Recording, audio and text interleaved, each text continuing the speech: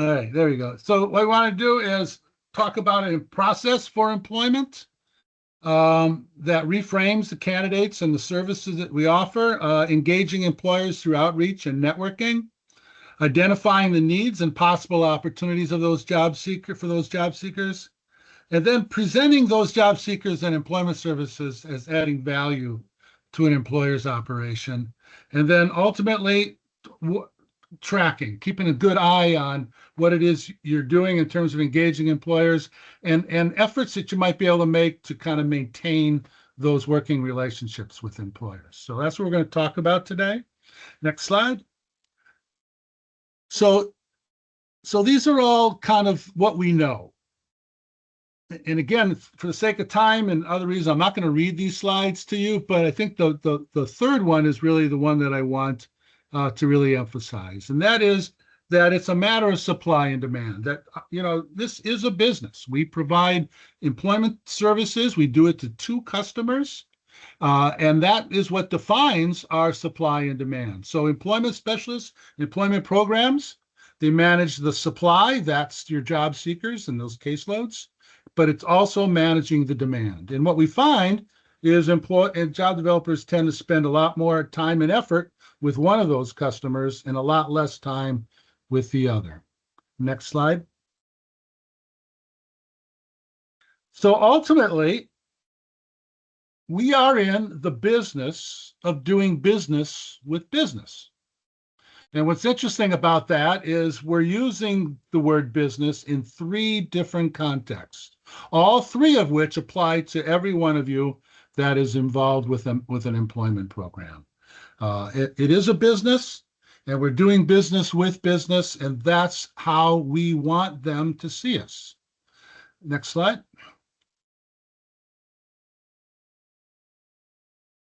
So ultimately, we're in two worlds. We're in the world of human and social services, and we're also in the world of business.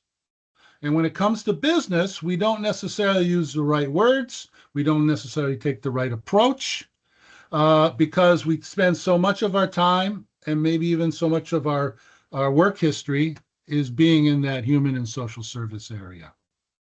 Next slide.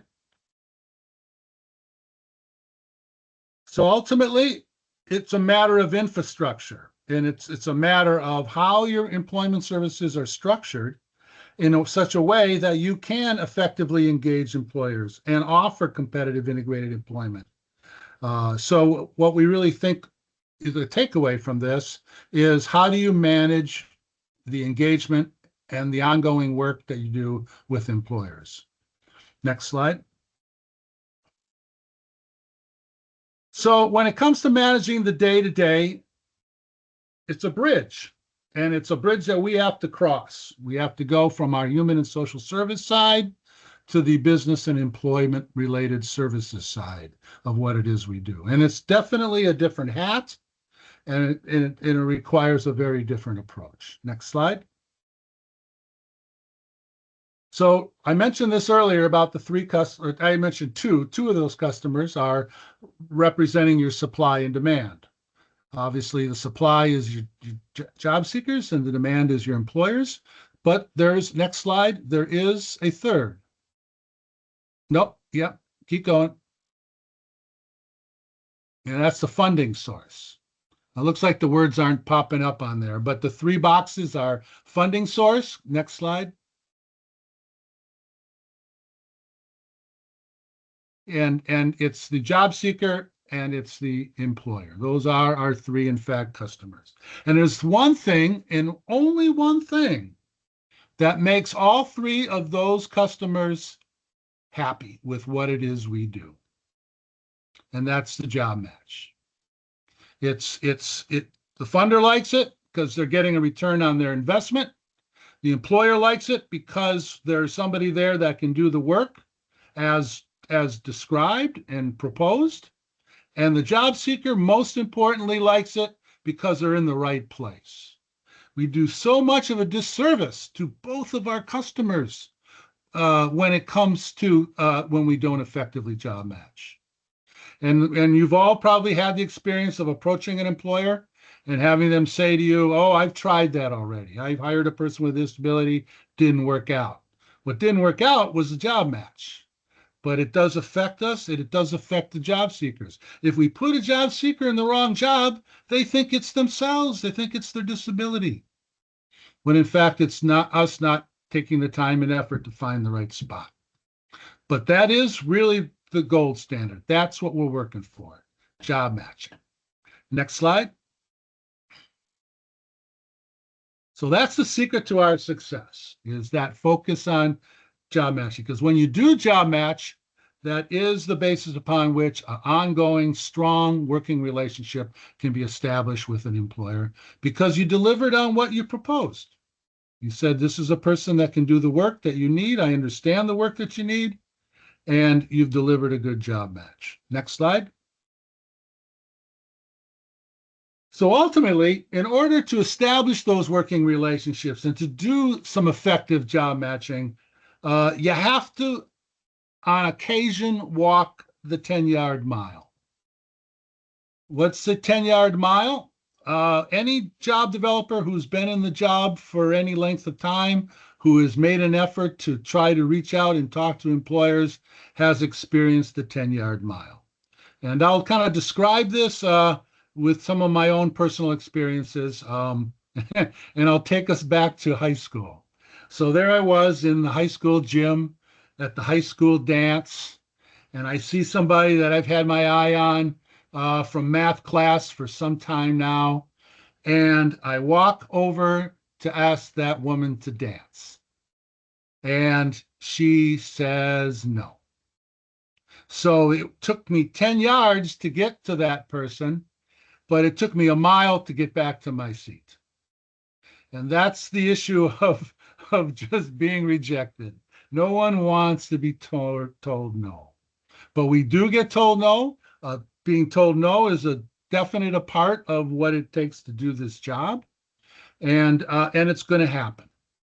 In our case, we're not asking to go to dance with somebody, and we're not asking to go on a date, but we are asking to establish some sort of a relationship, a working relationship. And that's why it's so important that we approach them effectively to minimize the amount of 10-yard miles that we have to walk. Next slide. So ultimately, what I think the big disconnect when you approach them and they say no is you've probably said something before you ask them for an appointment. That's what you're approaching the employer for.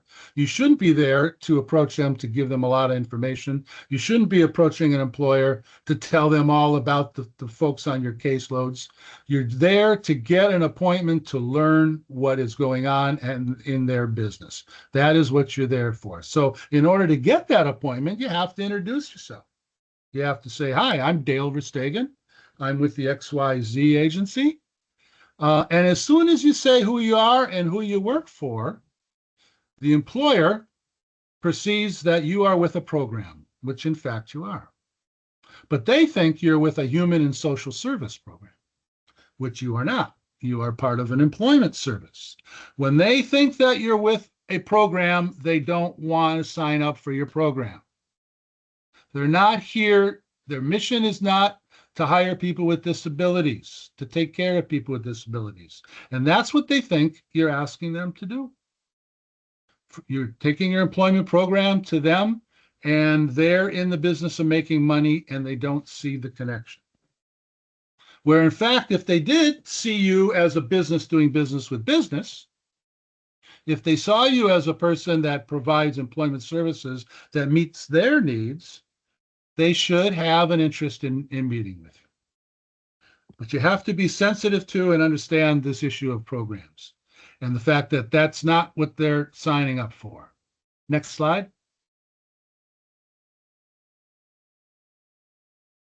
So ultimately, that's what ends up happening is you probably aren't the only person approaching these employers.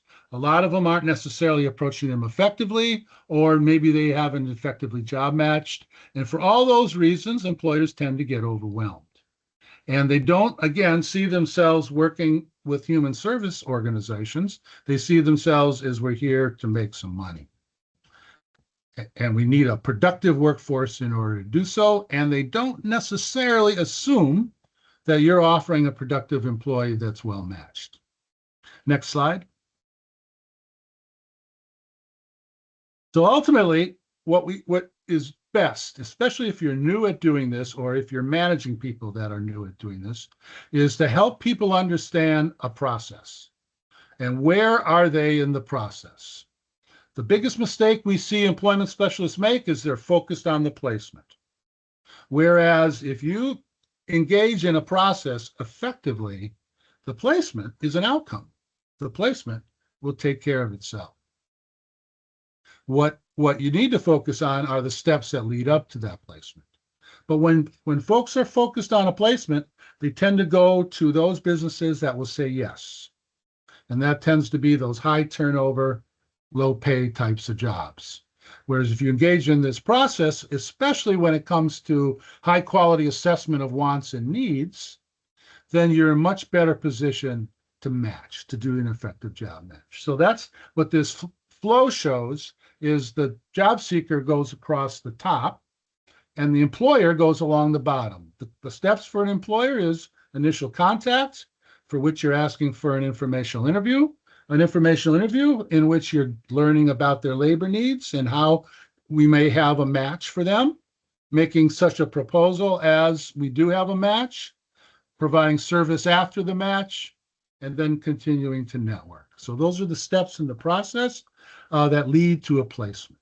Next step, next slide. And so that's ultimately the discovery and assessment drives good job development. It's that assessing of wants and needs and having a plan for what kind of businesses are going to be potentially be a good match for the folks on your caseload. Next slide. So that's what brings us to doing effective initial contacts, is knowing what kind of businesses in fact may be a good match.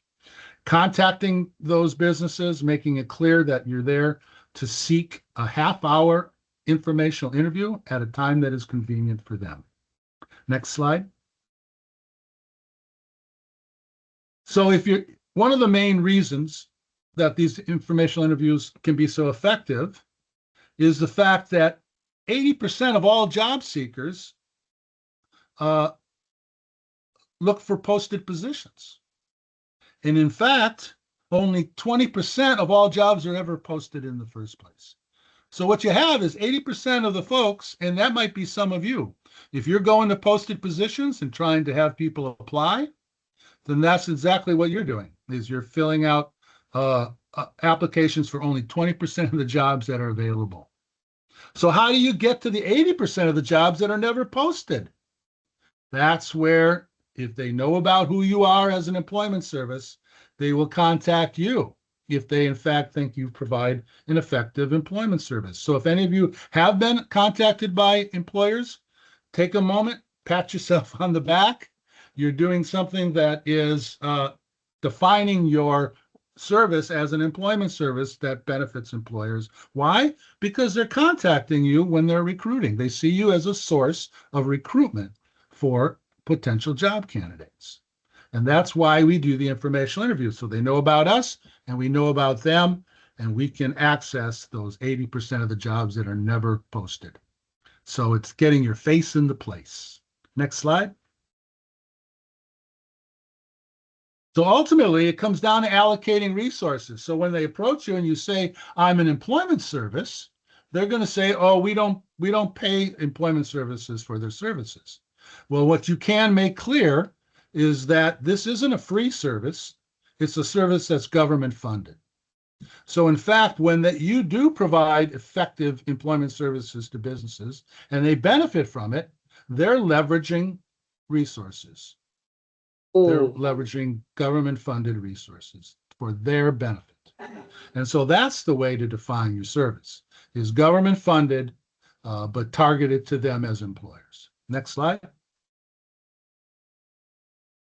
So ultimately, when it comes to networking, there's formal and informal networking, and there's networking that can be done by the job seeker, and there's networking that can be done by team members. So go ahead and go through a couple of these slides.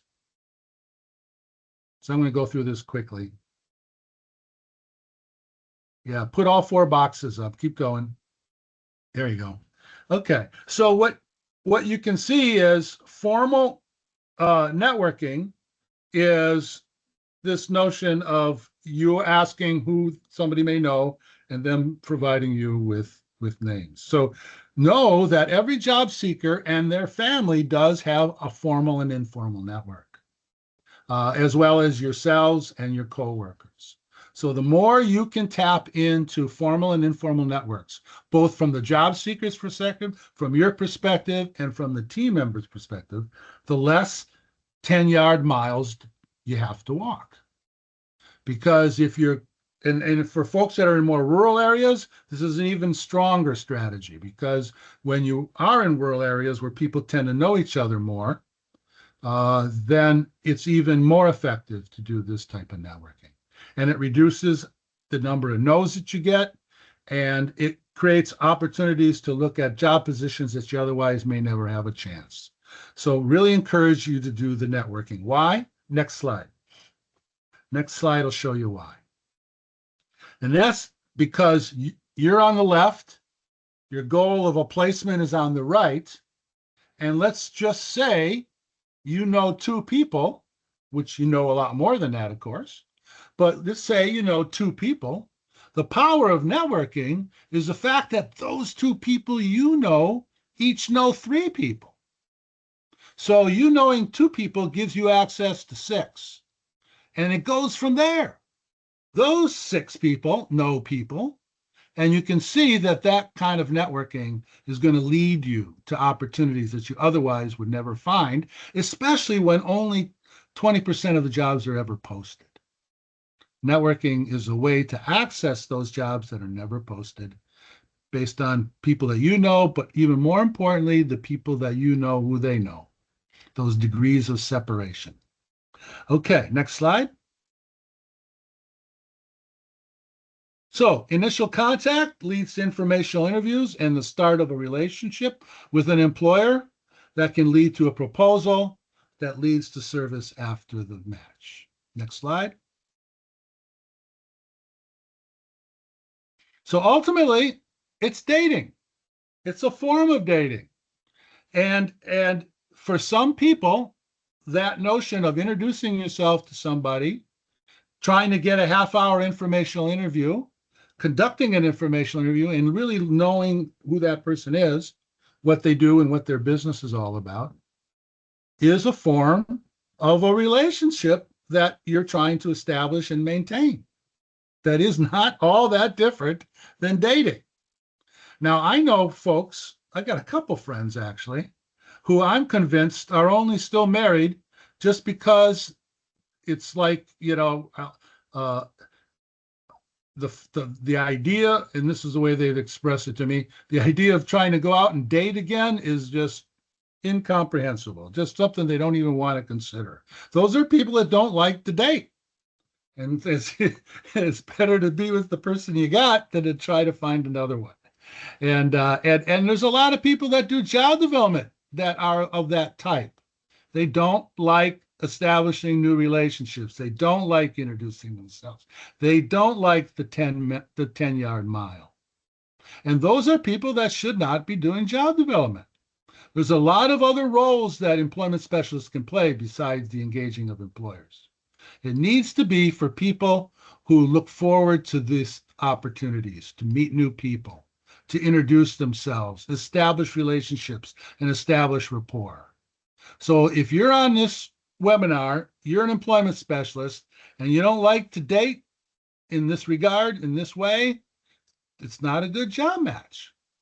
It needs to be, and for you folks that recruit and hire employment specialists that need to job develop, this is who you're looking for. You're looking for those people that this doesn't bother them. The 10-yard mile doesn't bother them. What's really important to understand about that is if you approach somebody to conduct an informational interview and you're asking for a half hour of their time that's convenient to them, and they say no, you really can't help them anyway. You can't work with them. You can't provide your service. So it's better that you don't meet with them. And if they don't have a half hour for you, they're probably not going to have a half hour for the people that you support. So when they tell you no, it's okay. But for some people, it's just not okay. They don't like to do it. They tend to avoid it. It's not the answer. The answer is not to avoid it. The answer is to have somebody do that work that isn't bothered by the no's. Okay, next slide. So ultimately, when you're making that initial contact, this is what they're thinking. Who are you? What do you want? And then the WIIIFM. Anybody want to guess what that means? What's in it for me?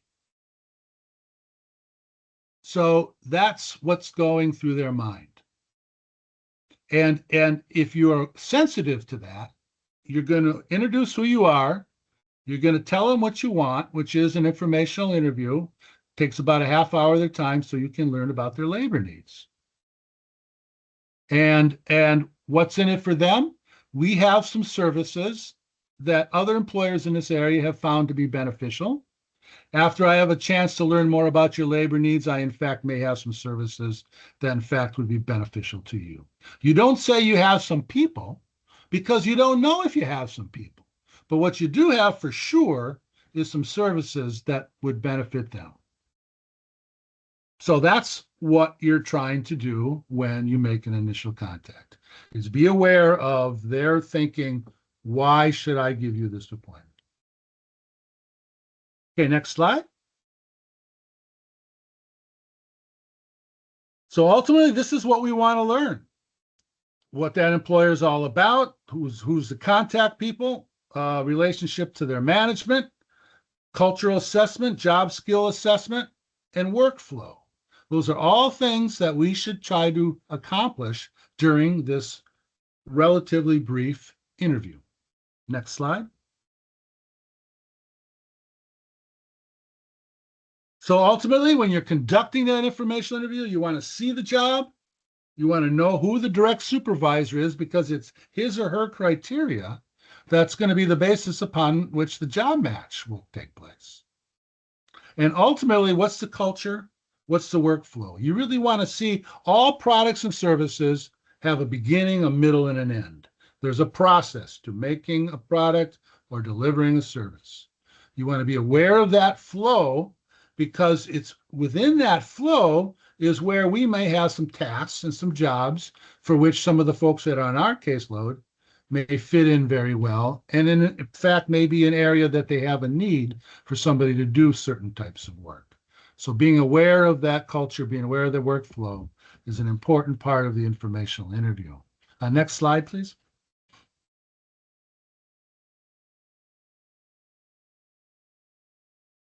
So the goals of the informational interview is assess the job. Okay, go ahead. Go to the next. Oops, no, I guess it doesn't show the words. Go back. Well, the goal is to assess the job, learn their hiring criteria, and determine what the next steps are going to be after you conduct that information review. Asking yourself the question, do you have a viable job candidate based on what you've learned about the business and their labor needs? If the answer is yes, that would be what you would recommend next is a follow-up presentation to present a potential job candidate and the services that we have to offer. If you conduct the informational interview and you get to the end and you don't think you have a job match at this time, but you think it's a good employer for you to maintain a working relationship with, you would propose other services, such as I don't have a job match, and you would come back to make this presentation, but you would determine what type of presentation you're going to make after conducting the informational interview.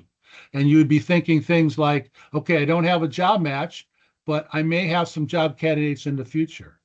So I would like to offer you where I would bring some potential job candidates in here for a worksite tour or a job shadow so that we could expose them to the work here to see if this might be a place that they would be interested in. Would you, Mr. or Ms. Employer, be open to us coming in for a work site tour or job shadow? Now they see that you're recruiting on their behalf when you, in fact, don't have a job match. We also can do on-site assessments to better to better affect the job match. You know, we think this person's interested in the work. We want to be sure that they can do it, the work, the technical aspects of the work. So we would propose an on-site work experience, maybe a trial work experience. So you could also propose that to the employer to see if they're open to it. Being able to come on site and to do on-site assessments is something that no other employment service can offer an employer. It's something that we can do as part of the services that we can offer these employers. And the employer gets to see that they can meet this person, and the person gets to see the job and meet them. And all that can be done before either party has to agree to a hire. And they like that service. Employers see it as we get to try it before we buy it. And that's part of the services that you, in fact, can offer to employers when you don't have a job match. Next slide, please. So that's how we think we best create demand. And one of the main things that I think is problematic, that I see as a bad practice, is when we have people apply for jobs when in fact we don't know anything about that particular business. We haven't had a chance to do an informational interview. I had one job developer tell me that he had a really great week. And I said, well, what made it such a great week? He said, I helped this person complete 25 job applications. And he was really proud of himself. And I said to him, well, what happened? Well, none of those panned out. I said, well, do you realize that this person has now received 25 rejection letters? And how does he think that person's going to feel about applying for a 26th job? And what does that person possibly perceive in terms of, is this because of my disability? No, it's because we haven't effectively job matched. And if that employer decides to interview the person and it's clear that they have a disability, you don't have the advantage of being able to tell this employer why you think this person's a good job match. And you don't have a chance to talk to the employer about the fact that you have other services that help support the success of this job seeker. All they know is that they have a person who's applied for a job and they have a disability, and they don't know anything about you. And they wouldn't, because you haven't done the informational interview and you haven't had a chance to introduce yourself and your services and why you think this person's a good job match. So that's why having people apply online without you knowing anything about those businesses and those businesses not knowing anything about our service is not an effective practice. And I would strongly encourage you guys not to do it. Get in there first. Talk to these businesses before these folks apply. Next, and when you do, you have a chance to have them flag that application. So a lot of things that get us screened out of the online virtual application process would possibly not would not come into play, because you would have a chance to talk about this job candidate, why you think they're a good match. So that then when they apply, they have a chance to pull them from the pack and hopefully set up an interview. Next slide. So that's really what we have in the way of tools. So what I'm going to send out to the folks here that they can then send out to you are the slides. I saw a comment, somebody wanting these slides. So I'll be sure to send, I think they already got them, but I'll resend the slides.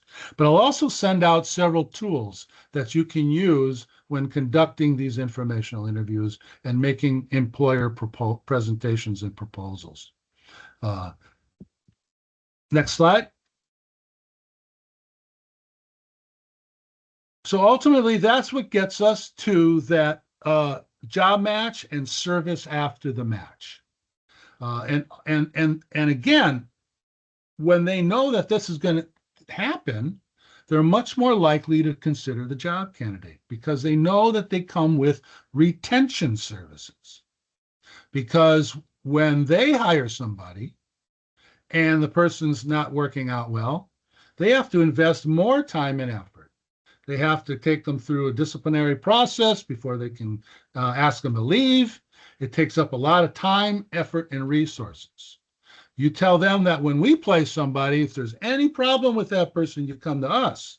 We ensure that this person gets the supplemental orientation and training that they need, to be successful, not at any cost to the employer.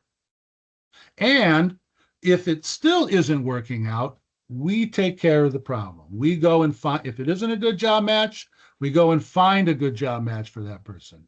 And that's music to an employer's ears, because one of the biggest things they're concerned about is hiring somebody that's from a protected class and worrying about being sued because they, in fact, hired a person with a disability that didn't work out. But no, our services ensure that that scenario doesn't happen. And it's so important that they know about that. They know about those services after the match before they even consider hiring the person. All the more reason you have to do these informational interviews followed up by an employer presentation and proposal. It allows you to put your best foot forward on behalf of your job candidates. Next slide, please. So ultimately, that's what the proposal should say, is we know the person, we know the job, we know the resources that this person is going to need to be successful on the job, and here's our plan for why this person's going to be an effective employee. And it's your moment to shine, but you can only shine after you have a chance to first learn what their needs are and the fact that you can, in fact, meet some of their employer needs. Next slide. So a verbal presentation of your proposal, offering something in writing that would complement. We use a sample employer letter that's like a template that you can then plug in the information from your informational interview for presenting to an employer. It's a letter, but we never recommend that you mail it. We never recommend that you email it. It's a letter that you would bring with you to give to that employer, and then you verbally go through it with him or her. And then that allows them to know what their resources are and look for creative options to meet the needs of that particular employer. Next slide, please. So ultimately, we think that's what gets us from no to yes. It's that development. Some of you have probably had the experience of employers that were predisposed to want to hire people with disabilities. A lot of times that happens when they have a family member or somebody else that they know with a disability, or maybe they've already had a positive experience in hiring a person with disability. So some of the employers you're going to approach, they're going to be predisposed to say yes. There's a significant number of them that are possible, that are in the maybe category, but in fact, there's some that are going to be no matter what it is you say you're doing. So the idea is by conducting that informational interview, you're really culling out the no's. And you're working with those that are the maybes. And that's really where we earn our pay, such as it is. That's where we develop those opportunities, because we're addressing their concerns. They're seeing that these services are in fact geared to them and their needs. And in fact, we pay attention to job matching, which is one of the key services that we offer. If you can establish that with an employer, you have a chance to have an ongoing working relationship where you're taking some of the maybes and turning those into yeses. Next slide, please. So ultimately, if you are an employment specialist and you're able to track your activities, or if you manage employment specialists that do job development, by just tracking your activity, you have the opportunity to get better at your job. And if you manage employment specialists, you have the chance to support those job developers to get better at their job. So what this chart shows you is kind of how to analyze the job development data that you should be collecting. First of all, every employer is either contacted or they're not, in person, by email, by phone, but a contact is made or it's not. If it's made, it could be easily put into an appointment book. I made a contact with this business and waiting to hear back from them. So you can count it. What you can also count is how many of those contacts end up being an informational interview, because that's the only reason you're contacting that employer is to get in there to do an informational interview. So you either got an informational interview or you didn't. So again, easy to count. If you put it in your appointment book and code it as an informational interview. If an informational interview goes well and you think you have some services to offer that employer, you would propose that in a follow-up meeting and presentation and proposal. Again, easy to count. You either made that presentation or you didn't. And then of those presentations, so many are going to say yes to a placement and so many are not. So all numbers that in an appointment book would be easy to track on a week-by-week basis. So here's some contacts for 4 job developers for 1 month. And you can see they made different amounts of contacts. They made different amount of informational interviews, presentations, and placements. And different ones were effective to varying degrees. So Ringo makes lots of contacts, made more contacts than anybody else. But of those, he only got 4 informational interviews.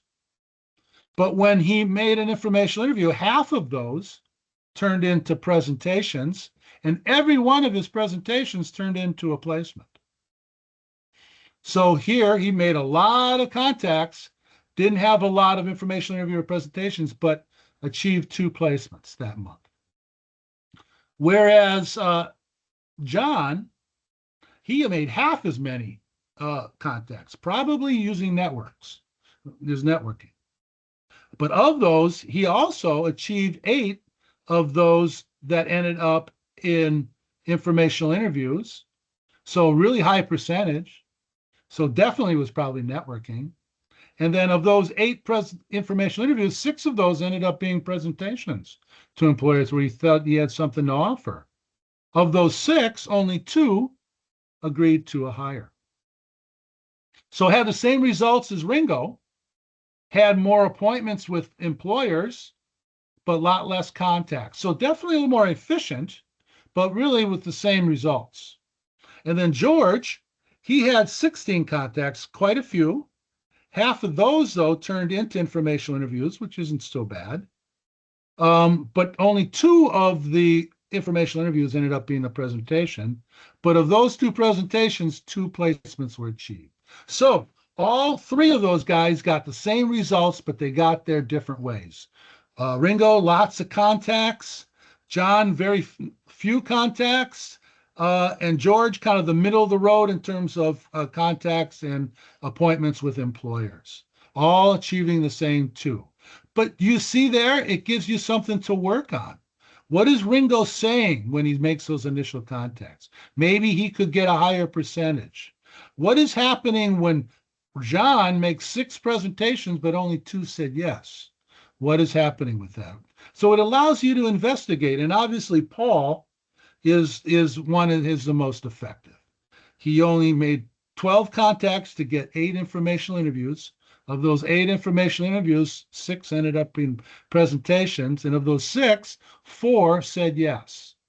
So twice as effective as the other folks, all based on percentages that he was able to achieve. So do you see that the techniques that you use to contact, the way you conduct your informational interviews, what it is that you're presenting, and all have an effect on your end results. And it gives you, if you manage employment specialists, a chance to track this information and help them become more efficient and effective over time. Next slide. So I've mentioned several times, so ultimately, yeah, I'm going to skip the gap analysis. Go next one, just for the sake of time. So I've been saying that you want to present your employment services as being beneficial to employers. So had a chance through the Department of Labor, ODEP, to conduct a study on the economic impact of employment services and what employers thought about those services. And this is what they told us, is that our services reduce the costs for recruiting, hiring, and training. The people that we've been able to place have reduced turnover and absenteeism. We've improved workplace culture. We've offered additional opportunities to expand placements. We've had opportunities for folks with disabilities to advance in their jobs, and we've improved productivity over time based on the jobs. So these are things that you can offer as what's in it for them. These are services, and we can have these same benefits to the services that you in fact offer. Next slide, please. So that brings me to the end.